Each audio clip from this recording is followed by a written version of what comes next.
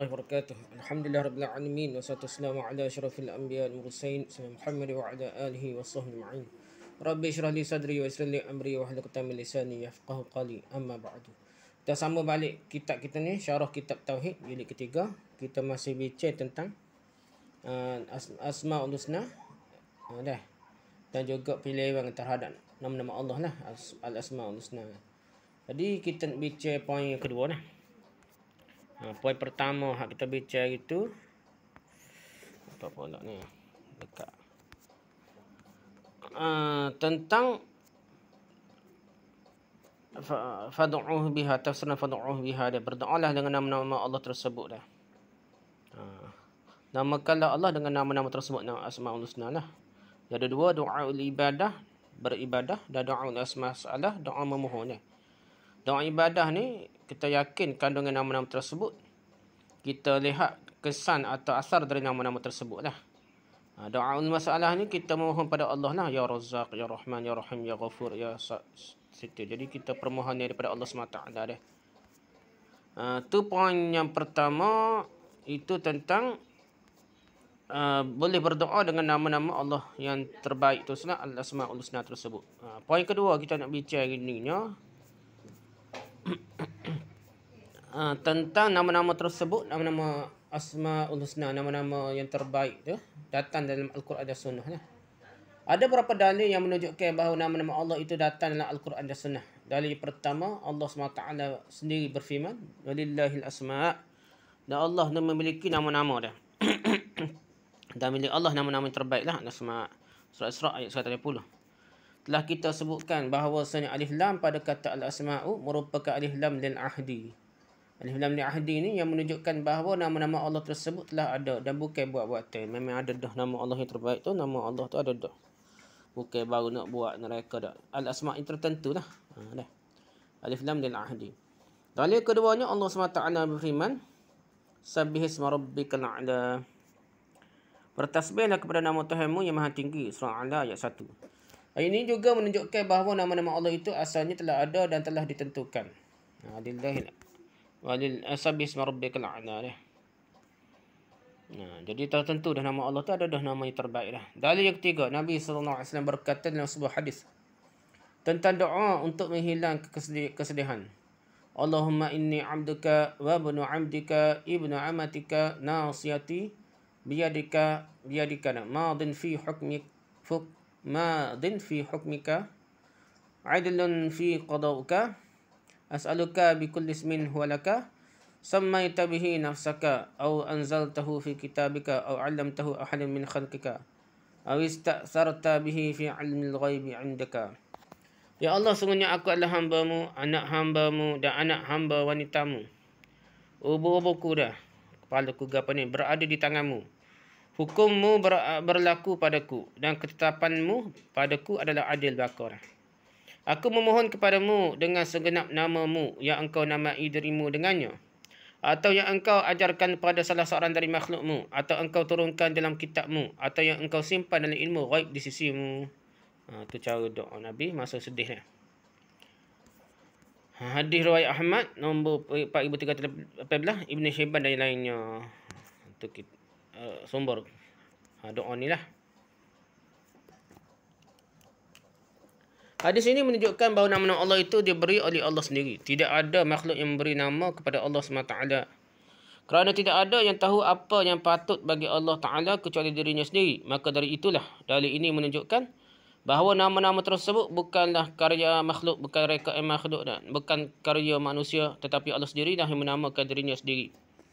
Inilah syarat kedua dari definisi Al-Asmaul Husna, iaitu mesti datang dari Al-Quran dan Sunnah, bukan boleh reka sendiri. Jadi dalam istilah kita disebut dengan tauqifiyah, iaitu mesti dengan dalil. Tauqifiyah mesti dengan dalil.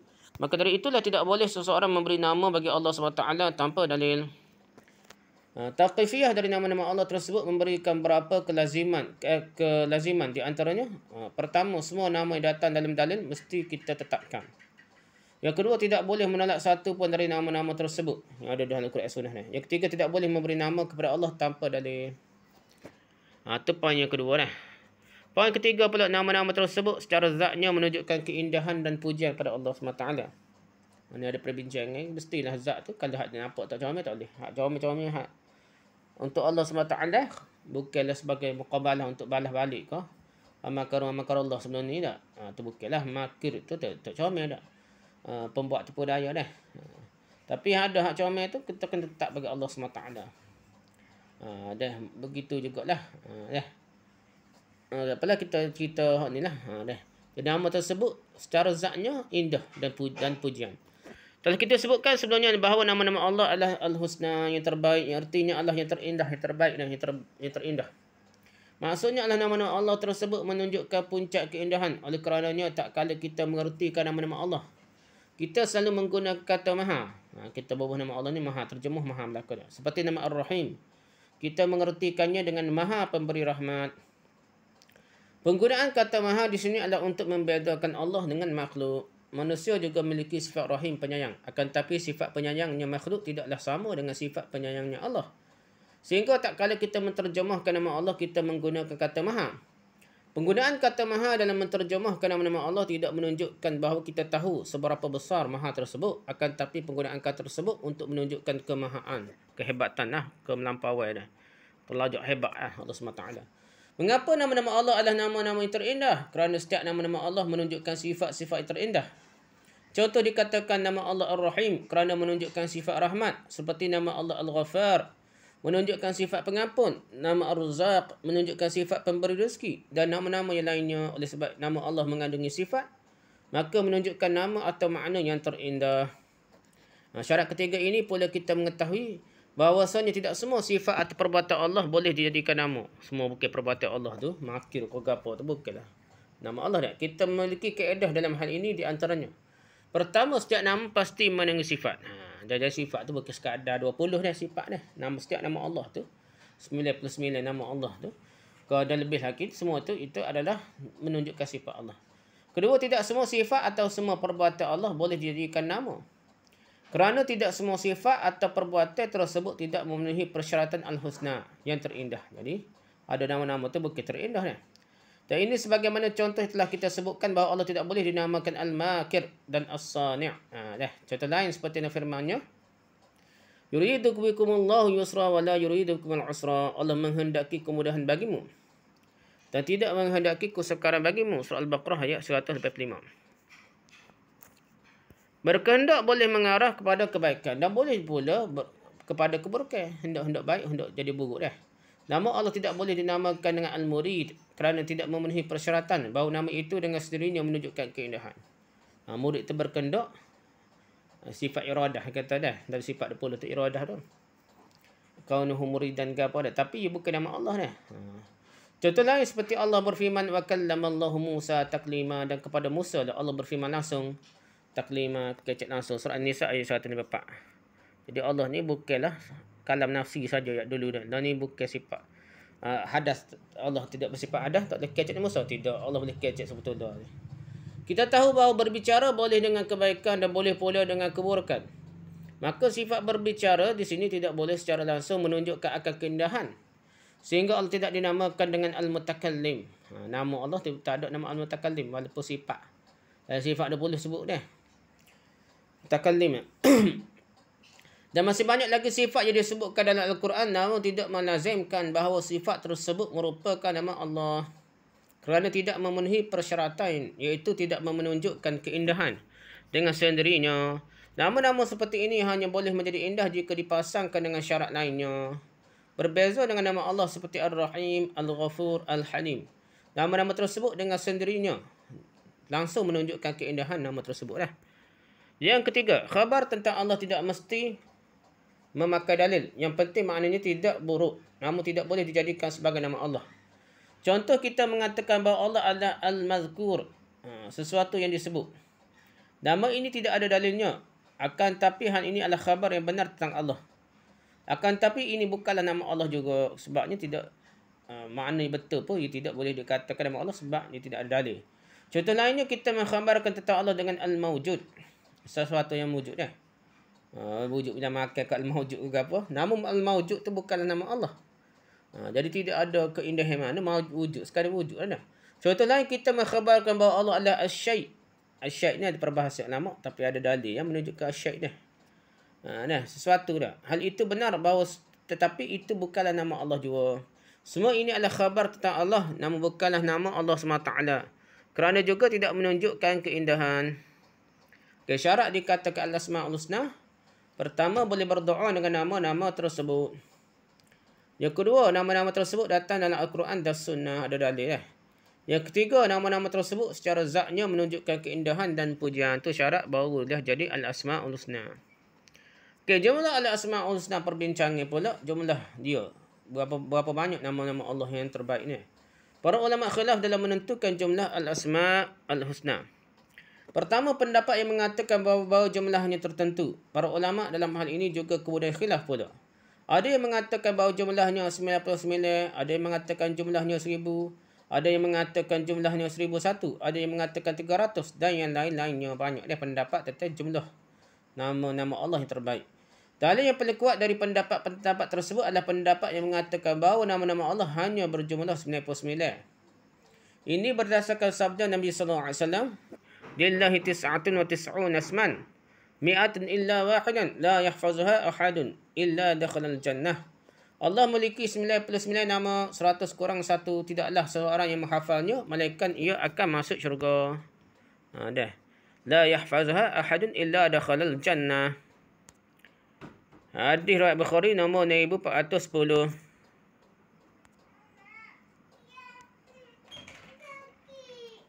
Kedua, pendapat yang mengatakan bahawa tidak diketahui jumlahnya dah.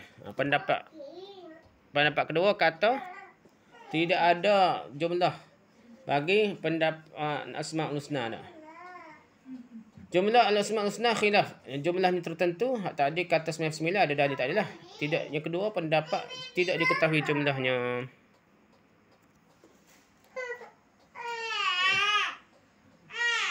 Pendapat yang benar.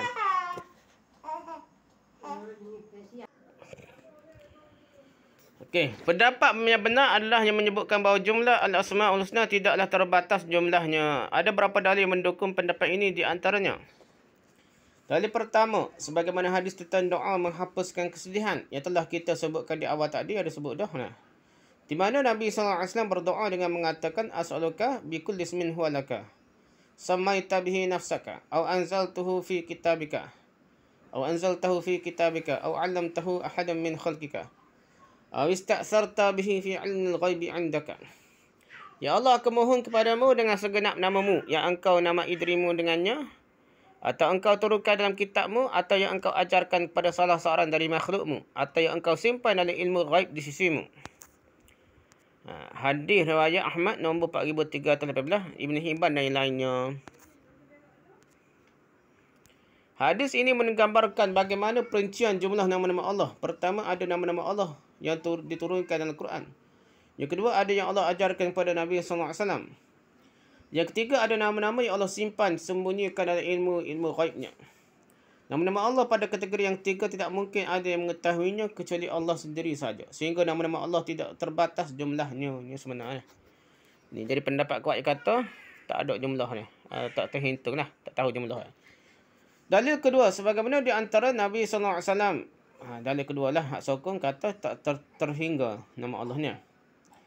Antaranya doa Nabi SAW dalam kunutnya mengatakan Allahumma a'udzu biridhaka min sakhatika wa bi mu'afatika min 'uqubatika wa a'udzu bika minka la uhsi sanan an 'alaika anta kama asnaita 'ala nafsika. Ya Allah, aku berlindung dengan redha-Mu.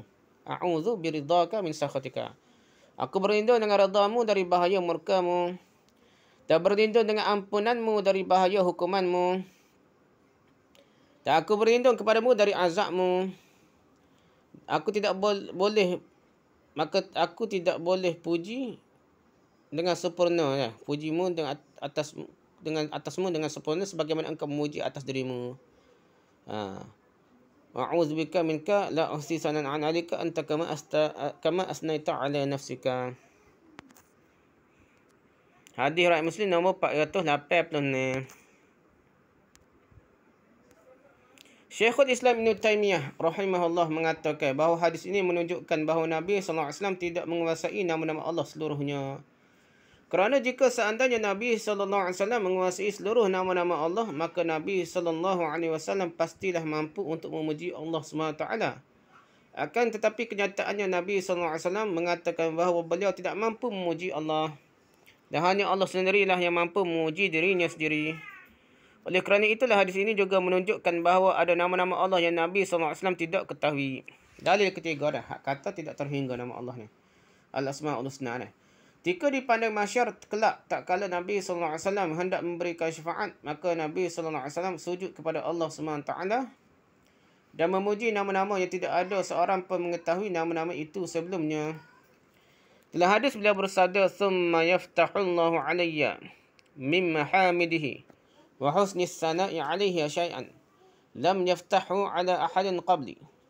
Kemudian Allah membukakan bagiku pujian-pujian dan sanjungan yang baik kepada Allah yang belum pernah dibukakan kepada seorang pun sebelumku. Ini masa Nabi pada mahsyar dah. Masa pada mahsyar dah.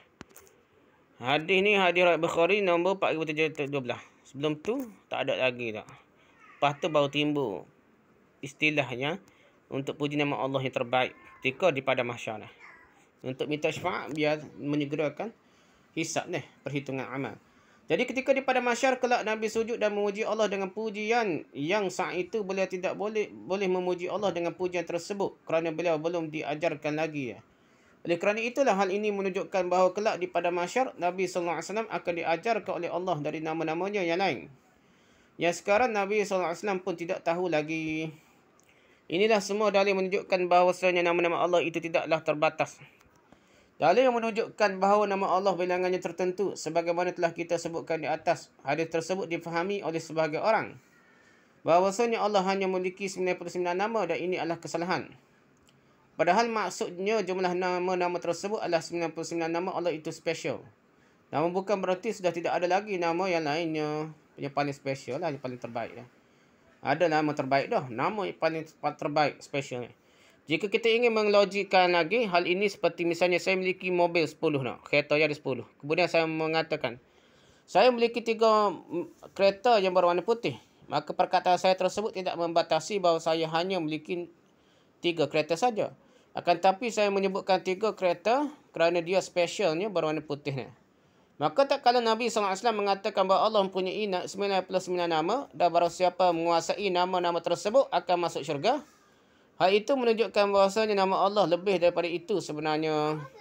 Akan tetapi 99 nama itu dispesialkan, dikhususkan lagi oleh Nabi SAW. Di antara bukti bahawasanya nama Allah bukanlah hanya 99 nama adalah para ulama khilaf tentang penentuan 99 nama tersebut. Khilaf ni bukan hak kita baca masa tabu, masa perhimpunan dah. Nas'aluka ya man huwallahu alladzi la ilaha illa huwa rahmanur rahim, baca-baca dah. Tu khilaf lagi tu. Khilaf tersebut kerap terjadi kerana jika dikumpulkan nama-nama Allah dari Al-Quran dan Sunnah saja ternyata jumlahnya lebih dari 99. Kalau kita tengok Quran, kita tengok hadis, kita kumpul-kumpul lebih 99. Bukan berdasarkan hak kita baca seumur masa perhimpunan. Oleh kerana dalil menunjukkan nama-nama Allah itu lebih dari 99, maka mereka khilaf yang mana satukah di antara nama-nama tersebut yang termasuk 99 nama yang dimaksudkan oleh Nabi SAW sebenarnya. Adapun hadis yang datang dari riwayat Tirmizi dari jalan Al-Walid bin Muslim yang menyebutkan 99 nama Allah secara berurutan, hadis tersebut dhaif. Oleh kerananya para ulama kemudian tidak membatasi nama-nama Allah pada hadis tersebut. Hadis itu dhaif nah. Dan akhirnya mereka khilaf tentang penentuan 99 nama tersebut. Inilah yang menunjukkan bahawasanya nama Allah lebih daripada 99 nama. Kerana dalam Al-Quran dan Sunnah sahaja disebutkan lebih daripada 99 nama. Adapun metod para ulama dalam menentukan nama-nama Allah adalah dalam pembahasan tersendiri lah yang tidak kita bahas pada kesempatan ini. Lepas tu penyimpangan terhadap nama Allah, al-ilhad fil asma. Panjang kedok.